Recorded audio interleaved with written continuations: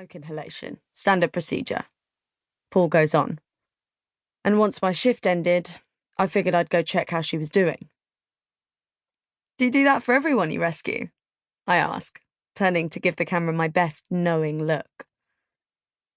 Well, she might have stuck in my memory more than most. He lifts his hand to stroke a tendril of her wavy red hair. This is one flame I never want to put out. Aww, I say, feeling a genuine pang of emotion at their evident connection.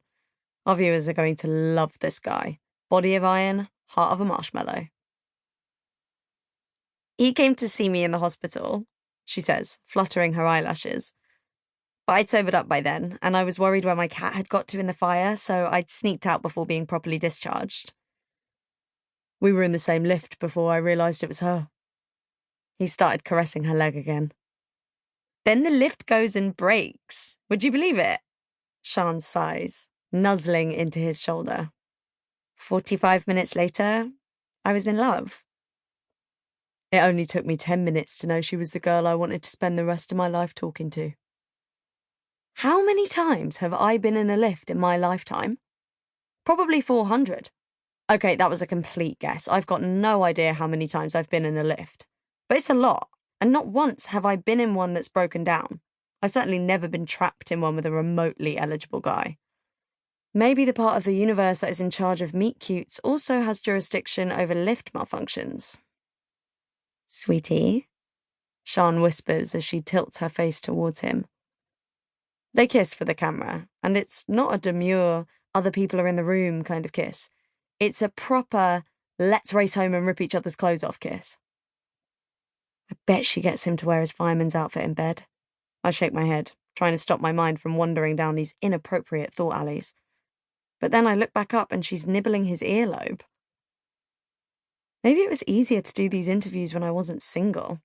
My ex, David, and I weren't exactly having goosebump-inducing sex, but clearly it was enough to stop me from feeling jealous when faced with crazily loved-up couples. What if I never find a connection like these two have? The thought brings a lump to my throat. Everyone assumes single girls approaching 30 spend their time stressing about whether they'll ever get to have a wedding or a baby. But for me, I'm more concerned that I'll never know what it feels like to have that kind of life-altering connection with someone, and that I'll never get to experience sex like they have in the movies. I know, movie sex isn't real. It's all choreographed and everyone orgasms together like a perfectly conducted orchestra, but surely someone must be having mind-blowing sex like they do in The Notebook. These guys are having sex like that.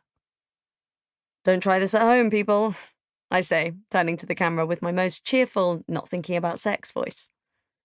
We don't advise burning your house down to find your perfect partner. If you've got a great story of how you met and would like to feature on How Did You Meet, please get in touch via the website. We love hearing your amazing real-life love stories. I'm Laura Lequesne, reporting for Love Life. Love what you buy what you love. I look over at Dylan to signal it's a cut, then jump up to open the door and let in some cooler air. We hire the studio and all the equipment by the hour, so I need to be mindful of the amount of takes we do.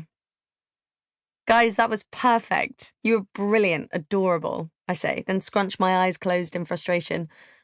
Oh, wait, I forgot to ask about the cat. Was the cat okay? Silence for a moment, and Sian lets go of Paul's hand. No, well... She hugs her arms around herself. It turned out Paul's fire truck ran Felicia over. She had to be put down. Paul squeezes Sian's shoulder and shakes his head. Oh, I'm so sorry, I say, mirroring their sad body language. Well, I think maybe it's best we leave that detail out. Might be a bit of a buzzkill for our viewers. Sian flinches ever so slightly. It looks like I've killed the sexy mood by mentioning the dead cat, and now they're not going to rush home and rip each other's clothes off. No sex for anyone! Woohoo! What is wrong with me? I'm a horrible person. I have 3 more interviews scheduled that morning. A couple from Liverpool who met sheltering from a lightning storm. They called their first child Lightning Jones. Seriously. A couple from North London, born in the same hospital on the same day, who reconnected and fell in love 30 years later. What are the chances?